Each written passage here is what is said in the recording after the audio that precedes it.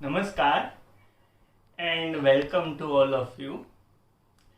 Thanks for liking, sharing and subscribing to my channel. અને મારા માટે વિશેષ આનંદની વાત છે કે વિદેશની ધરતી ઉપર રહીને આપણી ભારતીયતાનો પ્રચાર કરતા મિત્રો એ પણ મારો વિડીયો એ શેર કરે છે.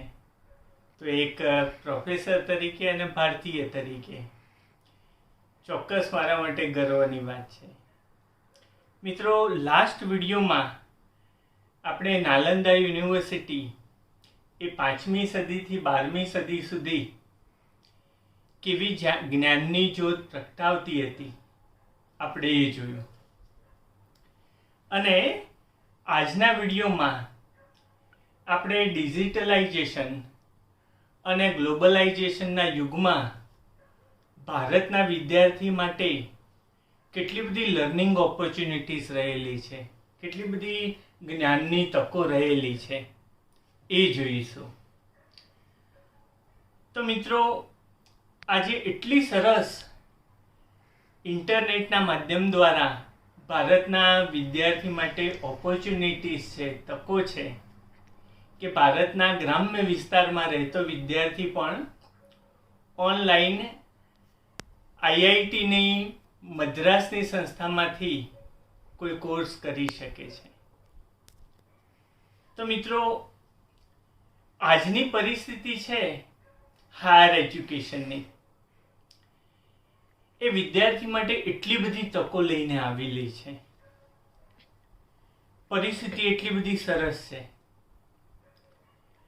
હવે દાખલા તરીકે પાછળના વિડીયોમાં આપણે નાલંદાની ભવ્યતા અને હ્યુએનસાંગ કે જે ચીનમાંથી આવેલા અને કેવા કેવા અલગ અલગ દેશોમાંથી, જેમ કે કોરિયામાંથી, જાપાનમાંથી, ઈરાનમાંથી, ગ્રીસમાંથી વિદ્યાર્થીઓ નાલંદામાં ભણવા માટે આવતા હતા, એની આપણે વાત કરેલી.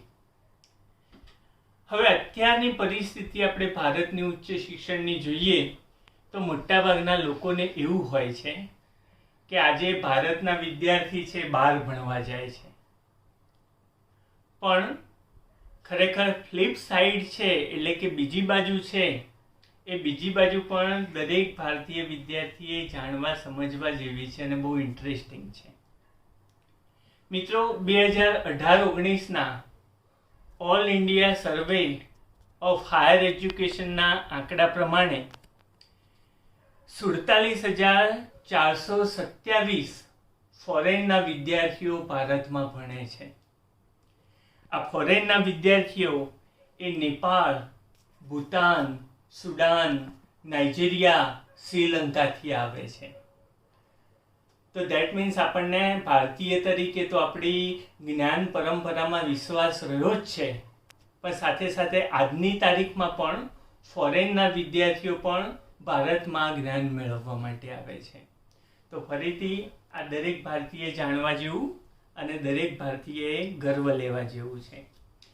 મિત્રો, આજે ઇન્ટરનેટનો જમાનો છે, ટેકનોલોજીનો યુગ છે અને ભારતીય શિક્ષણમાં આ ટેકનોલોજી કેટલો સરસ ભાગ ભજવી શકે એમ છે, એના 3 પોઈન્ટની હું વાત કરવા માટે જઈ રહ્યો છું. પહેલો પોઈન્ટ છે એ છે અદ્વૈત ફિલોસોફી. ભારતીય સંસ્કૃતિ હંમેશા એકરૂપતા અને એકરસતા વાળી ફિલોસોફી છે. તો જ્ઞાની અને જ્ઞાન એ બંને એકરૂપ થાય, બંનેનો સમન્વય થાય, and the knowledge gainer becomes knowledge itself. આપણે આવી સમરૂપતામાં, આવી એકરૂપતામાં આપણી કલ્ચર માને છે. તો આપણે ત્યાં જ્ઞાનનો મહિમા એવો છે કે દરેક જ્ઞાની છે હી ઇન્ટરનલાઇઝિસ ધ નોલેજ, કે જ્ઞાન એ એનામાં આત્મસાત કરે. તો આ આપણી ભારતીય સંસ્કૃતિમાં જ્ઞાનનો મહિમા છે ને કન્સેપ્ટ છે. Knowledge is not just a collection of information. જ્ઞાન એ માહિતીનું એકત્રીકરણ હોતું નથી, નોલેજ ડઝન્ટ કમ બાય ક્રેમિંગ, જ્ઞાન છે ગોખવાથી પણ આવતું નથી. પણ સાચું જ્ઞાન છે એ સાચું જ્ઞાન એ ત્યારે આવે છે જ્યારે વિદ્યાર્થી જ્ઞાનને ઇન્ટરનલાઇઝ કરે છે, એટલે કે આત્મસાત કરે છે. અને એનું ફળ પણ કેટલું અદ્ભુત વિદ્યાર્થીને મળે છે. વિદ્યાર્થી વિચારતો થાય છે, વિદ્યાર્થી પ્રશ્નો પૂછતો થાય છે, વિદ્યાર્થી જવાબો શોધતો થાય છે. તો this is knowledge in our Indian culture. આપણી કલ્ચરમાં જ્ઞાનનો આ મહિમા છે. તો માત્ર ડિગ્રી હોવી that is not knowledge, but to have knowledge in the truest sense, to internalise knowledge, જ્ઞાનને ખરેખર આત્મસાત કરવું, અને આત્મસાત કરેલું જ્ઞાન એ વ્યક્તિની પર્સનાલિટીમાં, એના વિચારોમાં, એના બોલવામાં દેખાય. એ જ્ઞાનનો આખો કન્સેપ્ટ છે. બીજું એક બહુ જ ઇન્ટરેસ્ટિંગ અને સમજવા જેવી વસ્તુ છે કે અલ્ટિમેટલી જ્ઞાન છે ને એ દરેક વ્યક્તિને કે જેણે જ્ઞાન મેળવ્યું છે એને રેઝિલિયન્સની ક્વોલિટી અર્પે છે. દેટ મીન્સ કે કોઈ પણ ખરાબ પરિસ્થિતિમાંથી દરેક વ્યક્તિ કેવી સરસ રીતે બહાર નીકળી શકે છે એ એની ઉપર ડિપેન્ડ કરે છે કે કેટલું જ્ઞાન એ વ્યક્તિએ આત્મસાત કર્યું છે. તો જ્ઞાનનો એક આપણા ત્યાં આ પણ મહિમા છે કે માણસ છે એ કોઈ પણ ખરાબ પરિસ્થિતિમાંથી, કોઈ પણ એડવર્સ સિચ્યુએશનમાંથી બહુ ઝડપથી બહાર નીકળી શકે છે. તો બીજું બહુ જ ઇન્ટરેસ્ટિંગ વસ્તુ કે જે આજની ટેકનોલોજી અને આપણી ભારતીય શિક્ષણ પરંપરા બંનેનો સમન્વય થઈ રહ્યો છે એ જોવાનું છે. એ છે nation building and coordination of collective will power.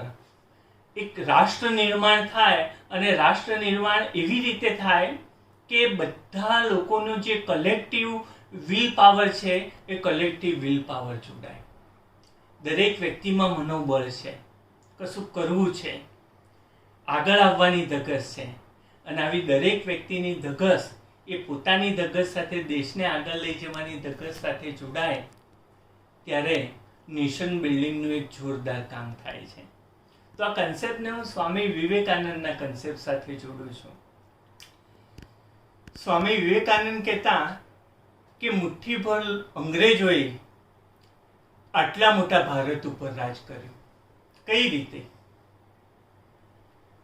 તો સ્વામીજી એવું માનતા અને કહેતા કે આ થોડાક અંગ્રેજો એ લોકોનો જ્યારે સામૂહિક will power, collective will power, બરાબર છે, એકત્રીકરણ કરેલો વિલ પાવર, સંગઠન શક્તિ એ લોકોની ભેગી થઈ અને એ લોકો ભારત ઉપર રાજ કરી શક્યા. તો ભારતીયોએ પણ પોતાના અને પોતાના દેશના નિર્માણ માટે અને વિકાસ માટે જે કલેક્ટિવ વિલ પાવર છે, જે સામૂહિક મનોબળ છે, એ સામૂહિક મનોબળને વેગવંતું કરવાની જરૂર છે. તો રાષ્ટ્ર નિર્માણ થાય. હવે રાષ્ટ્ર નિર્માણ કઈ રીતે થાય? તો આપણે સ્વદેશીની વાતો કરીએ છીએ, પણ સ્વદેશી માત્ર ખરીદી પૂરતું જરૂરી નથી. ભારતીય જીવનના દરેક ક્ષેત્રોમાં આ સ્વદેશીનો કન્સેપ્ટ અપનાવવા જેવો છે. દાખલા તરીકે સ્ટડી મટીરિયલ વિદ્યાર્થી વાંચે છે, એના સ્ટડી મટીરિયલમાં એક ઇન્ડિયન પર્સ્પેક્ટિવ હોય. એ સ્ટડી મટીરિયલમાં જે વિચારો હોય, વિચારોમાં એક ભારતીય દૃષ્ટિબિંદુ હોય. પછી રિસર્ચ, ભારતીય રિસર્ચ સ્કોલર એ જ્યારે રિસર્ચ કરે ત્યારે એની રિસર્ચમાં પણ ચોક્કસ એક ઇન્ડિયન પર્સ્પેક્ટિવ હોય. એની થિયરીઝ બોરોડ ના હોય, એટલે કે વેસ્ટર્ન સ્કોલર્સમાંથી ઉછીની લીધેલી હોય એ પ્રકારની ના હોય, પણ એની રિસર્ચમાં ઇન્ડિયન પર્સ્પેક્ટિવ હોય. પછી ફિલ્મ મેકિંગ, તમે જો કે ફિલ્મ મેકિંગમાં પણ ઇન્ડિયન પર્સ્પેક્ટિવ હોય. માત્ર વેસ્ટર્ન જે ફિલ્મો છે એ વેસ્ટર્ન ફિલ્મોનું imitation, that is not Indian film making. અને ઇન્ડિયન ફિલ્મ મેકિંગ, સાચું ઇન્ડિયન ફિલ્મ મેકિંગ એવું હોય કે જેમાં ચોક્કસ એક ઇન્ડિયન પર્સ્પેક્ટિવ હોય. પછી એગ્રીકલ્ચરલ ટેકનિક્સ, એ એગ્રીકલ્ચરલ ટેકનિક્સ પણ બિલકુલ ભારતીય હોય, અને ભારતના અસંખ્ય ખેડૂતો એ ઇન્ડિયન ઇન્ડિજિનિયસ એગ્રીકલ્ચરલ ટેકનિક્સ છે એ અપનાવી રહ્યા છે. ઓટો સેક્ટરમાં પણ ભારતીયતા દેખાય. તો ભારતીયતાનો ઓવરઓલ કન્સેપ્ટ એવો કન્સેપ્ટ છે કે જે સમગ્રલક્ષી છે. It is N all inclusive concept. ત્રીજી મહત્વની વસ્તુ કે જે મારે આપની સાથે શેર કરવી છે એ છે આ ટેકનોલોજી અને ભારતીય શિક્ષણના સમન્વયથી સેલ્ફ રિયલાઇઝેશન અને સામૂહિક ચિંતન એ શક્ય બને છે. હવે આપણે ઇતિહાસ જોઈએ તો મેં આપને વાત કરેલી કે મેકોલેએ જે ઇંગ્લિશ એજ્યુકેશનલ સિસ્ટમ લાવ્યા એનાથી આપણું જે ઇનહેરિટેડ ઇન્ડિયન નોલેજ હતું, જે મૂળ ભારતીય જ્ઞાન હતું, એ મૂળ ભારતીય જ્ઞાન એને બહુ મોટી ચોટ લાગી. તો મેકોલેનો ટાર્ગેટ હતો, મેકોલેએ કહેલું કે એને એવા માણસો જોઈએ છે, એવા ભારતીય લોકો જોઈએ છે કે જે બાબુઓ હોય, અધિકારીઓ હોય અને અંગ્રેજોનું રાજ છે એ એમના દ્વારા ચાલ્યા કરે. એટલે હું મેકોલેના શબ્દો કોટ કરું તો મેકોલેએ એવું કહેલું કે એને એવા માણસો જોઈએ કે વા Indian in blood and colour, કે જે એવા ભારતીય લોકો કે જે લોહીથી અને કલરથી ભારતીય હોય, but English in taste, in opinions, in morals and in intellect. પણ ટેસ્ટ એટલે કે રસમાં, અભિપ્રાયોમાં, મોરલ્સ એટલે અહીંયા વિચારવામાં અને બુદ્ધિમાં અંગ્રેજો હોય. એટલે કે એમનું આખું મસ્તિષ્ક છે એ અંગ્રેજો કે એ પ્રમાણે ચાલે. અને આ મેકોલેની ઇંગ્લિશ એજ્યુકેશન સિસ્ટમે આપણી પરંપરાગત ભારતીય વિદ્યા પરંપરા એની ઉપર બહુ મોટી ચોટ કરી. પણ હવે આજે આપણે મોડર્ન હિસ્ટ્રી જોઈએ, વિશ્વનો આધુનિક ઇતિહાસ જોઈએ તો દુનિયાના એ બધા દેશો કે જે દેશો ઉપર અંગ્રેજોની હુકુમત રહી અને સોવિયત યુનિયનની અસર નીચે રહેલા સેન્ટ્રલ એશિયાના એ બધા દેશો કે જેમની ઉપર સોવિયત યુનિયનનું એક પ્રભુત્વ રહ્યું, એ બધા દેશો આઝાદી મેળવ્યા પછી સ્વ તરફ એટલે કે પોતાની તરફ, પોતાની કલ્ચર તરફ, પોતાના નોલેજ તરફ, પોતાની પરંપરા તરફ એ પાછા ફરી રહ્યા છે. તો આપણું ભારત પણ એ દિશામાં આગળ વધી રહ્યું છે કે let us return to our own culture, let us return to our own self. આપણે આપણી તરફ પાછા ફરીએ and let us internalise our inherited knowledge system. અને આપણી જે પરંપરાગત જ્ઞાનની પરંપરા છે, ચાલો આપણે એને ઇનહેરિટ કરીએ. તો હવે ટેકનોલોજી આજની એ ભારતીય શિક્ષણ સાથે જોડાય ત્યારે આપણને એ શીખવાડે છે કે હુ વી આર, આપણે કોણ છીએ, વોટ વી આર, આપણે શું છીએ. અને આના બહુ સરસ પરિણામો એ આજે આપણને જોવા મળે છે. દાખલા તરીકે ભારતના પ્રાચીન ગ્રંથો અને હસ્તપ્રતો, ખાસ કરીને ભારતની હસ્તપ્રતો કે જે હજારો વર્ષોથી સચવાયેલી છે, એ હસ્તપ્રતોનું આજે ડિજિટલાઇઝેશન થઈ રહ્યું છે. તો ટેકનોલોજી આ રીતે ભારતીય પરંપરાને, ભારતીય જ્ઞાનને જોડે છે. બીજી વસ્તુ કે ભારતની શક્તિનો પરિચય કરાવતી હવે ફિલ્મો બને છે, તાનાજી અને કેસરી જેવી. તો અગેન આ ફિલ્મો આપણને એ રિયલાઇઝ કરાવે છે કે વોટ ઇન્ડિયા ઇઝ. ત્રીજું કે ભારતના ગામડામાં વસતા વિદ્યાર્થીની એન્જિનિયરિંગની કોઈ શોધ હોય તો એ શોધ આજે બીજા લોકો, બીજા ભારતીય લોકો એ વોટ્સએપ અને ફેસબુકના માધ્યમથી એનો પ્રચાર પ્રસાર કરે છે. તો ઇન્ડિયન ટેલેન્ટ છે એ ઇન્ડિયન ટેલેન્ટ બહુ સરસ રીતે આગળ આવી શકે એમ છે. ભારતના ખેડૂતોએ અપનાવેલી ખેતીની નવી પદ્ધતિઓ, એ નવી પદ્ધતિઓ અત્યારે સોશિયલ મીડિયામાં ખૂબ પ્રચાર અને પ્રસાર પામી રહી છે. તો આ રીતે we are making an India that is completely new. આ રીતે આપણે એવું ભારત નિર્માણ તરફ આપણે જઈ રહ્યા છીએ કે જે સંપૂર્ણ નવું છે. નવું કયા સેન્સમાં છે? નવું એ સેન્સમાં છે કે હવે આપણે ટેકનોલોજીના માધ્યમથી સતત જોડાયેલા છીએ અને ટેકનોલોજીના માધ્યમથી આપણે સ્વ અને સ્વદેશ, આપણા પોતાનો અને આપણા દેશનો ડેવલપમેન્ટ થાય એ માટે અથાગ પ્રયત્ન કરી રહ્યા છીએ. તો ટેકનોલોજીની આટલી વાત કર્યા પછી મિત્રો, આજના વિદ્યાર્થી માટે ટેકનોલોજીની કેટલી બધી જોરદાર અસર અને આશીર્વાદ છે. ખાસ કરીને આપણો એ વિદ્યાર્થી કે જે વિદ્યાર્થી નવું નવું જાણવા, શોધવા માંગે છે, નવા કોર્સિસ કરવા માંગે છે, નવી સ્કીમ્સ એને એક્સેપ્ટ કરવા માંગે છે, નવા પ્રોગ્રામ્સ એમાં જોઈન થવા માંગે છે. તો હું કેટલીક મહત્વની સ્કીમ્સ, પ્રોગ્રામ્સ એની વાત કરી રહ્યો છું. તો પહેલા હું આપણે ભારત સરકારના એક મહત્વના પ્રોજેક્ટ એની વાત કરું છું કે જેનું નામ સ્વયંપ્રભા છે. તો તમે જો કે નામ પણ કેટલું બધું સરસ છે. મેં વાત કરી ને કે ઇન્ટરનલાઇઝેશન ઓફ નોલેજ, જ્ઞાનનું આત્મસાત થવું એ તરફ દોરી જાય. તો આપ જુઓ કે સ્કીમનું નામ પણ એવું છે, સ્વયંપ્રભા. સ્વયંપ્રભાનો અર્થ છે સ્વયં પ્રકાશ.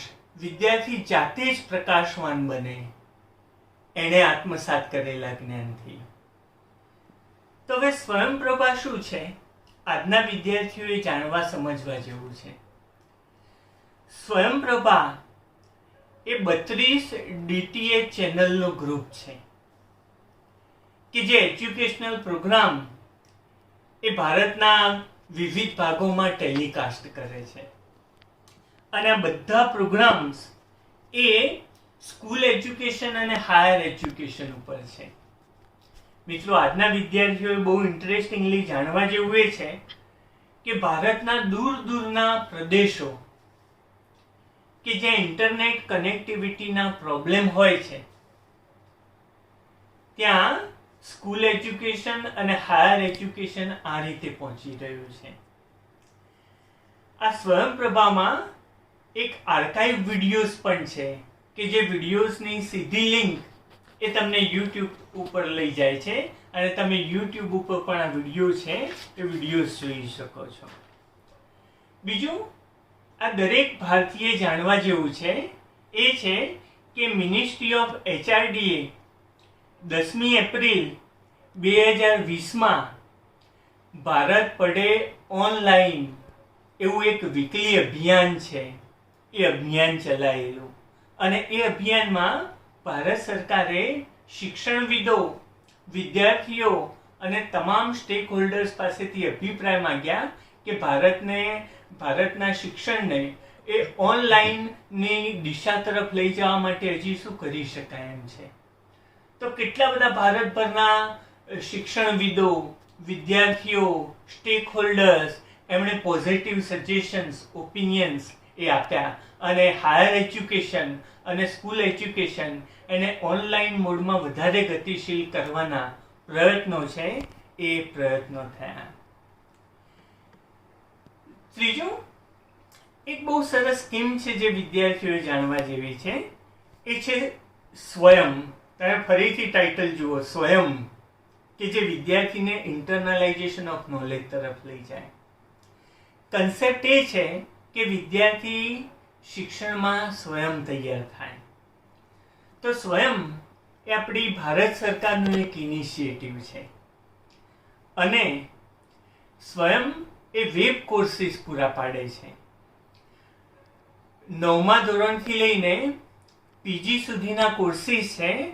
એ કોર્સિસનો ફ્રી એક્સેસ એ ભારતભરના વિદ્યાર્થીઓને મળે છે.